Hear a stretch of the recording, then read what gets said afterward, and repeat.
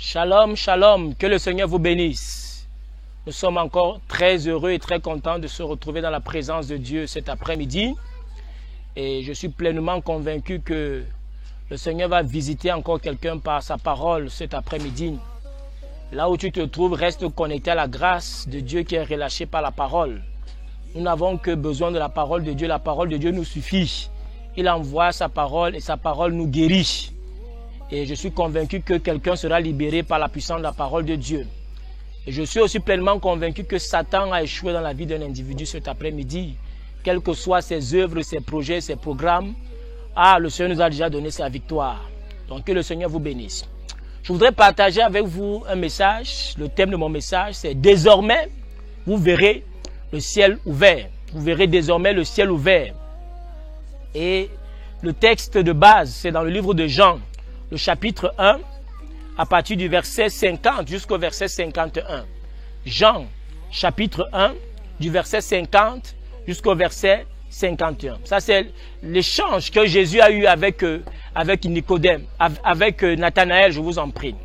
Il est écrit, verset 50. Jésus lui répondit, « Parce que je t'ai dit que je t'ai vu sous le figuier, tu crois? Tu verras de plus grandes choses que celles-ci. » Et il lui dit, en vérité, vous verrez désormais le ciel ouvert et les anges de Dieu monter et descendre sur le Fils de l'homme. C'est le Seigneur Jésus qui parle. Et il insiste avec emphase en disant une parole profonde et puissante. Il dit en vérité. Donc la vérité deux fois. Ça veut dire que ça ne souffre d'aucun mensonge. L'histoire que je vous dis, c'est tellement vrai qu'elle est vraie. Et il dit, désormais, vous verrez le ciel ouvert sur le Fils de l'homme et les anges de Dieu commencer à monter et à descendre. Ça, c'est la parole du Seigneur Jésus. Quand le Seigneur Jésus dit désormais, ça veut dire qu'avant le ciel était fermé. Si quelqu'un vous dit que désormais, ou bien à partir d'aujourd'hui, voici les choses, comment elles vont se faire, ça veut dire qu'avant l'instant là, c'était le contraire qui se faisait. Donc si Jésus dit qu'à partir de maintenant, le ciel sera ouvert, vous allez voir le ciel ouvert, cela veut dire qu'avant le ciel était fermé. Qu'est-ce que je veux dire? Je veux dire, bien aimé, qu'il y a des chrétiens qui opèrent sous des ciels fermés. Il y a des chrétiens, des enfants de Dieu qui opèrent sous un ciel fermé. C'est possible de marcher, c'est possible de fonctionner, c'est possible de vivre sous un ciel qui est complètement fermé. Et c'est un gros désastre. Parce que quand le ciel est fermé, bien aimé, il y a des choses qui ne se font pas. Quand le ciel n'est pas ouvert, il y a des choses qui ne peuvent pas se passer. Vous allez vous rendre compte que beaucoup de gens, la saison que nous vivons, la vie chrétienne est devenue difficile. Il y a des batailles terribles que des chrétiens vivent maintenant. Pas parce que le diable est devenu plus fort que Dieu, non. Mais simplement parce que sur leur vie, le ciel n'est pas ouvert. Et nous devons, en tant qu'enfants de Dieu, apprendre à nous tenir pour provoquer l'ouverture du ciel sur nos vies. Parce que tant que le ciel n'est pas ouvert sur nos vies, comme j'ai dit au début, il y a certaines choses qui ne peuvent pas se passer. Les visions ne peuvent pas venir. Les révélations de Dieu seront rares. La vie de prière ne sera pas puissante. La communion avec la parole de Dieu ne sera légère. On va sentir toujours comme si on est en train d'évoluer de façon superficielle. Quand on est en train de faire l'œuvre de Dieu, les miracles, les délivrances, les guérisons, les malades qui doivent être guéris, c'est de quelques rares fois. De temps en temps que tu pries, qu'un mal de tête part. C'est-à-dire que ça, c'est même après avoir jeûné pendant 3 jours. Pour que le mal de tête quitte sur la tête de quelqu'un. Pourquoi? Ça se passe parce que le ciel est fermé. Jésus a dit ça ici. Nathanaël était un bon frère en Christ. Jésus a rendu témoignage de Nathanaël. Il a dit que quoi? Que je n'ai pas vu en Israël un homme aussi droit. En lui, il n'y a point de fraude. Il parlait de Nathanaël. Un gars en qui il n'y a point de fraude, mais qui évolue sous un ciel fermé. Un frère en Christ.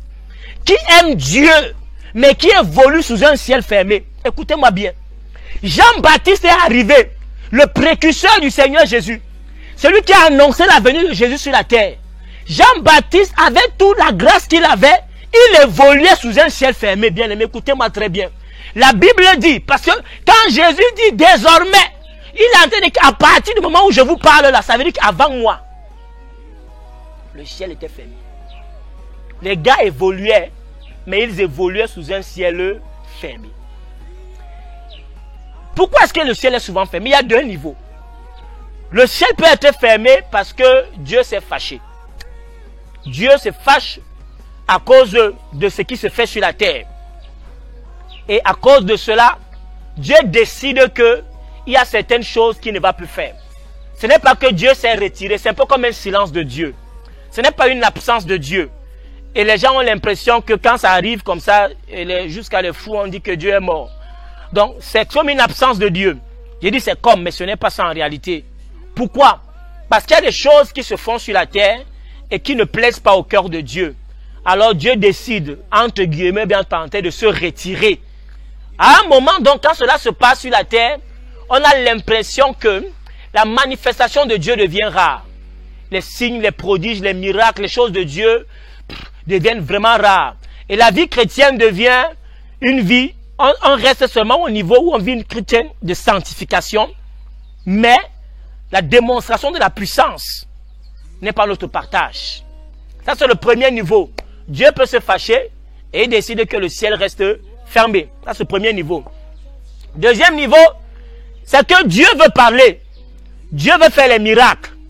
Dieu veut faire les prodiges. Dieu veut accomplir des choses extraordinaires sur la terre. Mais à ce moment précis, il n'y a personne qui soit prête. Personne n'est prêt. Aucune personne n'est prête pour être utilisée par Dieu. Ça s'est passé au temps de Samuel.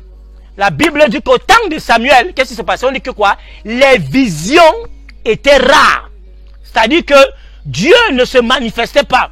En d'autres termes, c'était comme si le ciel était fermé. Le problème n'était pas Dieu à ce moment-là. Le problème était simplement que les hommes de Dieu qui étaient à cette époque-là n'étaient pas des hommes que Dieu pouvait utiliser. Donc souvent, on a l'impression que le ciel est fermé parce qu'il n'y a pas les hommes. Ça me rappelle le titre d'un film. Où sont les hommes? Où sont les pasteurs? Où sont les prophètes? Où sont les apôtres? Où sont les enfants de Dieu? Donc à l'époque là, les visions étaient rares. Et la Bible nous dit quelque chose. Que les visions étaient tellement rares que Dieu ne parlait pas. Alors, les fils d'Élie, Élie qui était comme le sacrificateur, l'homme de Dieu de l'époque, la référence. La Bible dit que ses fils passaient le temps à faire le désordre dans la maison de Dieu. Et ils couchaient avec les femmes au temple, ils détournaient l'argent du temple, ils faisaient du désordre. Et à cause de ces désordres-là, le ciel est resté fermé. Pas parce que Dieu ne voulait pas agir, pas parce que Dieu ne voulait pas intervenir, mais c'est parce qu'il n'y avait personne.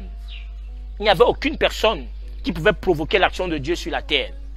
Jusqu'à ce que par la grâce de Dieu, Dieu réponde à la prière d'une femme qui s'appelle Anne. Vous connaissez l'histoire. La Bible dit qu'Anne a crié à Dieu. Au début, Anne criait parce qu'elle voulait sortir de la stérilité.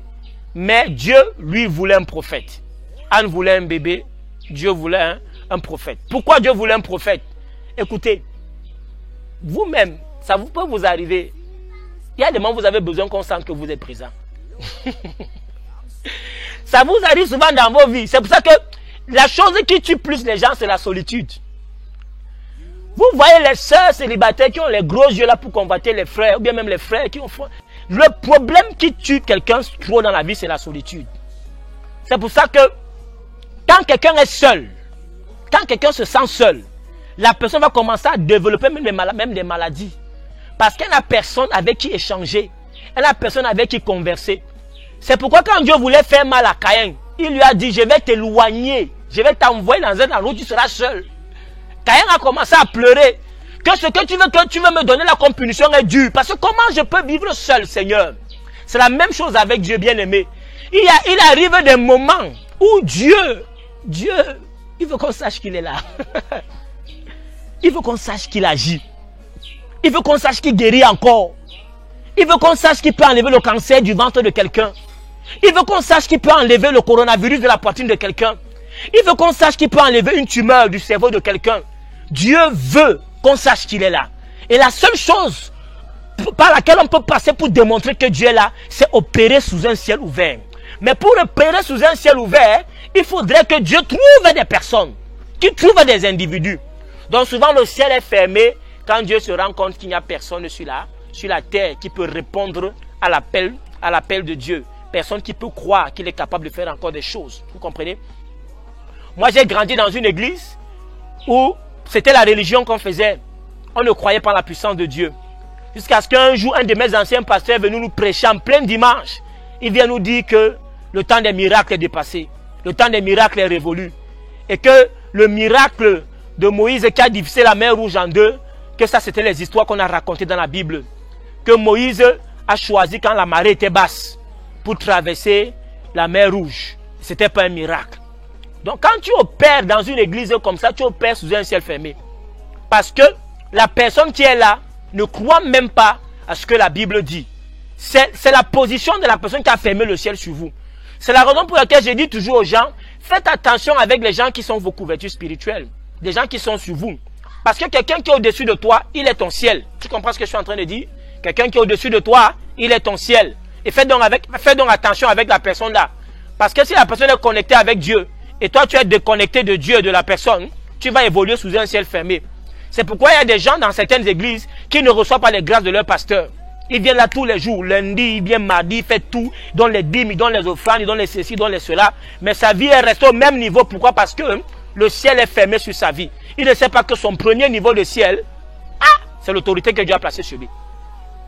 La femme à la maison, la Bible demande d'être soumise. Femme, sois soumise à ton mari. La femme ne sait pas que son premier niveau de ciel, c'est son mari. Donc, si un jour, tu n'es pas soumise et ton mari est fâché, c'est ton premier ciel qui est fermé comme ça sur ta vie. Il faut faire très attention à ce genre de choses. Les enfants doivent être soumis à leurs parents. Pourquoi? Parce que le parent, c'est ton premier niveau du ciel. Si tu es rebelle avec ton père, le ciel est fermé sur ta vie. C'est pourquoi, dans nos familles africaines, quand la maman soulève le cabas, tout le monde fuit. Parce que personne ne va avoir le ciel fermé sur sa vie. Les gens disent que c'est la malédiction. Quand on dit malédiction, ça veut dire que la mère a fermé le ciel. Tu as tous les diplômes, tu es ingénieur, tu es médecin, tu es ceci. Mais tu ne vas pas évoluer dans la vie. Pourquoi? Parce que la Mbombo a soulevé le cabas. Elle a fermé le ciel. C'est le niveau du ciel sur ta vie. Tu travailles dans un lieu de service. Tu parles tous les jours contre ton patron. Tu es tous les jours en train de le saboter. Bien aimé, tu es en train de fermer le ciel sur ta vie. Parce que là où tu es en train de travailler, c'est ton patron qui est ton ciel. Je vous dis la vérité. Tu peux évoluer dans une société. C'est pourquoi tu dois prier pour que là où tu travailles, la société là évolue. Parce que si la société évolue, tu seras béni là-bas et c'est ton ciel qui est ouvert. Les chrétiens passent le temps à regarder au ciel comme je regarde là. Et pensent que le ciel que je suis en train de dire là, c'est les nuages que je suis en train de voir là. Zéro macabo, non, bien aimé. Le ciel, c'est des positions d'autorité où des choses doivent s'opérer. Suivez-moi très bien. J'en ai le message. Le ciel, c'est quoi? Des positions d'autorité où des choses doivent s'opérer. Et si tu ne connais pas comment les principes là s'opèrent, tu vas évoluer longtemps sous un ciel fermé. Il faut faire très attention. C'est pourquoi on doit prier pour notre nation. On doit passer le temps à maudire le Cameroun. Je vois les gens sur les réseaux sociaux qui sabotent la nation. Écoutez-moi très bien. Même si tu n'aimes pas le président Biya, ça c'est ton petit problème. Mais le président Biya, nous parlons du Cameroun. Écoute-moi très bien. Donc en parlant comme ça, tu es en train de fermer le ciel sur la nation. Tu es en train de fermer le ciel sur la nation. Tu es en train de fermer le ciel sur notre pays. Faites très attention. Et vous voyez les gens à l'église qui sont en train de prier. Seigneur, que mon ciel soit ouvert. La soeur qui prie, Seigneur, que mon ciel soit ouvert. Alors qu'elle est rebelle à son mari à la maison. Le frère en Christ qui prie que mon ciel soit ouvert. Alors qu'il est rebelle à son parent à la maison. Oui, l'ancien d'église qui prie que mon ciel soit ouvert. Alors qu'il est rebelle à son pasteur à l'église. Oui, bien aimé. Quel ciel sera ouvert? Quel ciel sera ouvert? Si tu commences à prier pour l'endroit où tu travailles, c'est pour ça que la Bible dit que priez pour la nation dans laquelle je vais vous en. Vous voyez pourquoi? Parce que votre bonheur en dépend. Ça veut dire en d'autres termes que si vous priez pour la nation dans laquelle je vous ai envoyé, le ciel sera ouvert. Le ciel sera ouvert. Donc tu dois prier. Et vous voyez, je comprends pourquoi vous ne priez pas assez. On va arriver à la conclusion tout à l'heure. Je comprends. Parce qu'il y a eu beaucoup de frustration. Il y a eu beaucoup de déception. Le pasteur t'a énervé. Mais si c'est par lui que Dieu veut passer pour te bénir, tu fais comment? Tu es parti d'église en église, de prophète en prophète, alors que c'est le premier pasteur de ta vie là que Dieu veut utiliser pour te bénir. Tu as fui, tu es parti, parce qu'un jour il t'a dit une parole qui t'a déplu. Une sœur en Christ qui est en train de prier pour sa bénédiction. Elle est épouse, elle, et son mari, ce matin elle est rentrée du travail et lui a dit une parole désobligeante, bien une parole désagréable. Et la sœur s'est fâchée. Alors que c'est le jour là que Dieu avait promis le rendez-vous de te bénir. Et tu viens, tu fais ha à ton mari. Quand tu fais comme ça, ha à ton mari, tu fais ha comme ça au ciel. Le ciel est fermé sur ta vie. Donc j'ai dit que le ciel que je parle là, c'est des niveaux d'autorité où des choses doivent s'opérer. Il faut donc faire attention à ce que c'est à chaque niveau là que le ciel ne soit pas fermé. C'est pourquoi Jésus a dit, désormais, vous verrez le ciel ouvert. La saison qu'on est en train de vivre, si tu dois dire désormais, je vais voir le ciel être ouvert sur ma vie. Je suis fatigué d'évoluer sous un ciel fermé.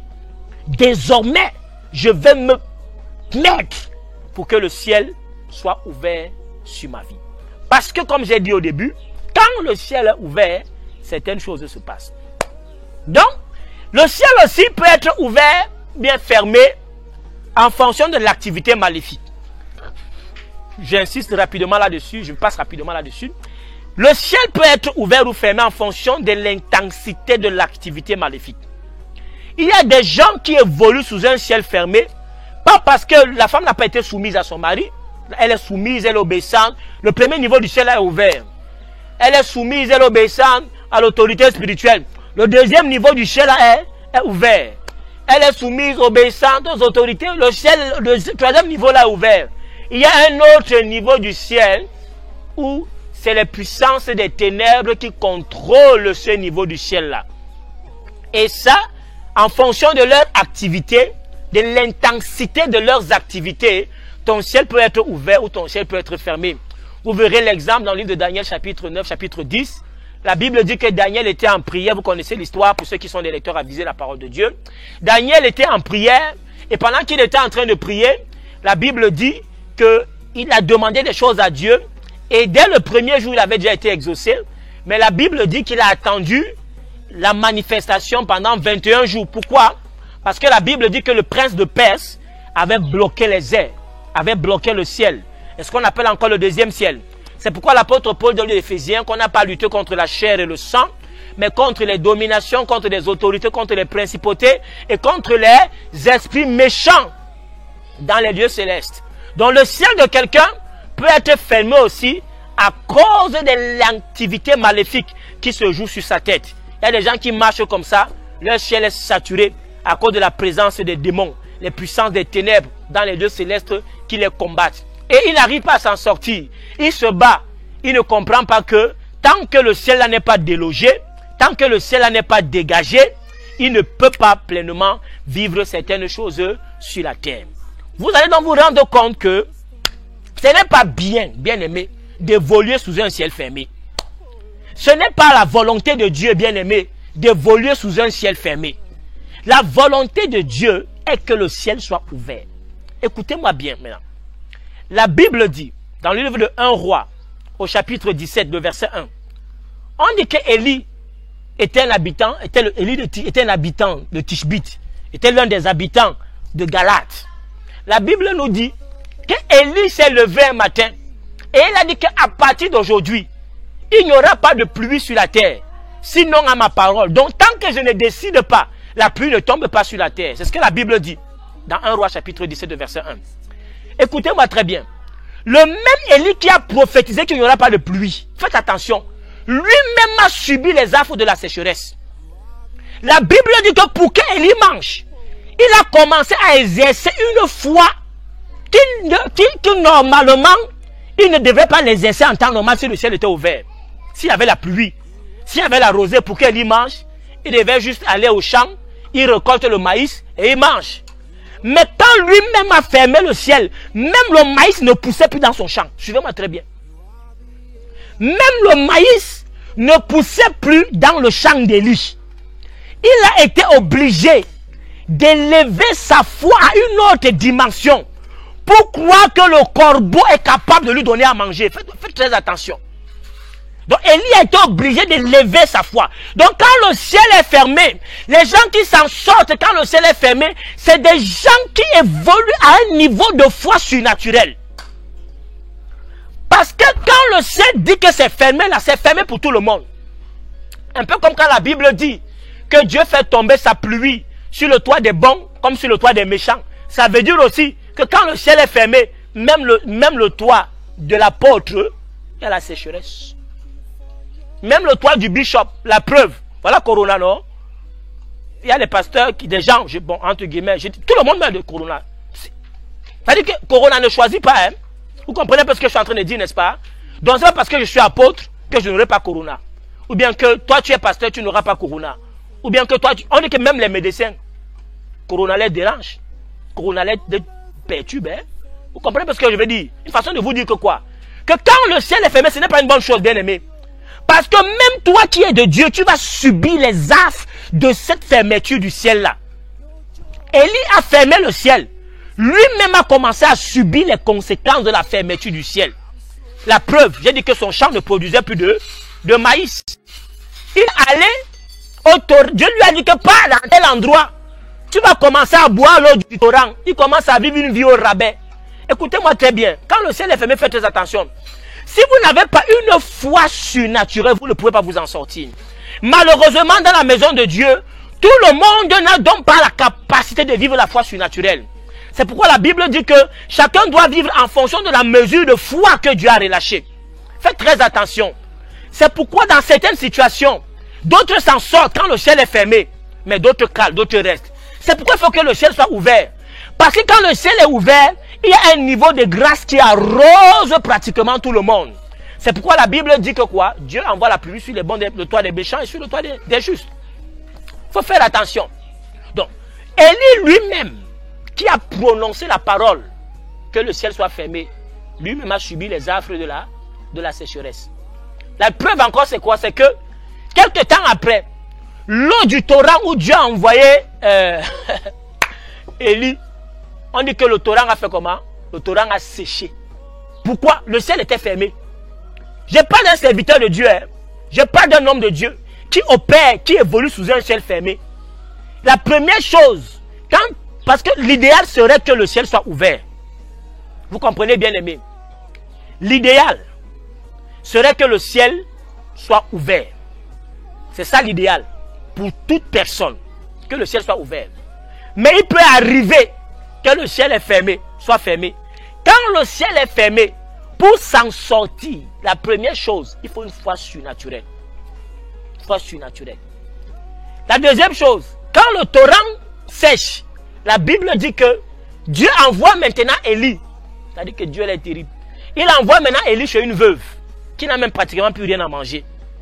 Et il dit à la veuve là que tu auras la nourriture. Mais il faut que tu fasses quelque chose. Tu dois poser un acte sacrificiel. Et la Bible dit donc que quand la femme là a obéi à la voix de Dieu, elle a eu la nourriture pendant le temps de la sécheresse. Le ciel était toujours fermé, mais elle arrivait à manger. Pourquoi? Parce qu'elle a payé le prix dans une obéissance de sacrifice. Ça c'est l'exception, ce n'est pas la règle, bien aimé. C'est l'exception, ce n'est pas la règle, ce n'est pas la norme. Vous comprenez ce que je suis en train de dire? La norme est que il y a un certain niveau de grâce qui arrose tout le monde. Les gens sont frustrés au Cameroun et c'est peut-être légitime leur frustration, peut-être parce que les richesses du Cameroun profitent à certaines personnes, à une minorité de personnes. Et quelqu'un peut légitimement dire que je suis fâché, vous comprenez? Mais ça ne doit pas pousser les Camerounais à mal parler du Cameroun, à maudire le pays, à maudire la nation. Pourquoi? Parce que Dieu se rassure qu'il y a un certain niveau de grâce qui arrose pratiquement tout le monde. C'est pourquoi la Bible dit que s'il nourrit les oiseaux des champs, s'il nourrit les corbeaux, s'il nourrit les oiseaux, à combien plus forte raison nous, les hommes? Il y a un niveau de grâce que Dieu veut relâcher. Et ce niveau de grâce est fonction de l'ouverture du ciel sur la nation, sur la personne, sur le ministère, sur l'église ou bien sur l'individu. Ou bien même sur les familles. Vous pensez que ça plaît à Dieu de voir des familles où personne n'a réussi? C'est-à-dire qu'une famille où, si vous avez un cas sérieux de maladie, personne ne peut se lever pour amener tel à l'hôpital. Est-ce que c'est bien, frère? Il y a des gens dans les familles, pendant que je parle, qui ont des malades couchés qu'on peut guérir, qui ne doivent pas mourir. Des gens meurent précocement parce que le ciel est fermé sur les familles. Personne ne peut se lever, amener la personne à l'hôpital, payer ses soins. Tout le monde, chacun est dans son foirage. Chez nous on dit le ngeme. Il vit comme ça là. Ça dit que, oh Seigneur Jésus, ce n'est pas la volonté de Dieu. Pourquoi ça se passe? Parce que le ciel est fermé. Ce n'est pas la volonté de Dieu, bien-aimé. À côté, vous allez voir une famille. Tel est un ingénieur, l'autre est avocat, l'autre est agrégé, l'autre est ceci, l'autre est comme ça. Quand ils ont un problème, ils se discutent même pour résoudre le problème là, bien-aimé.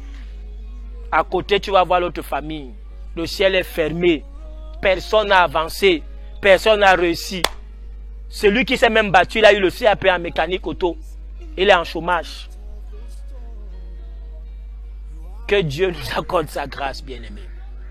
Le ciel doit être ouvert. Jésus a dit désormais. Ça veut dire qu'il y a quelque chose qui doit se passer rapidement. Quand Jésus dit désormais, les gens pensent que le désormais, là, c'est seulement la parole que Jésus a prononcée. Écoutez-moi très bien. Le même Élie maintenant revient dans 1 Roi chapitre 18. 1 Roi chapitre 18. Vous allez lire à partir du verset 1 à la maison. 1 Roi chapitre 18 à partir du verset 1. Le même Élie revient après 3 ans et demi.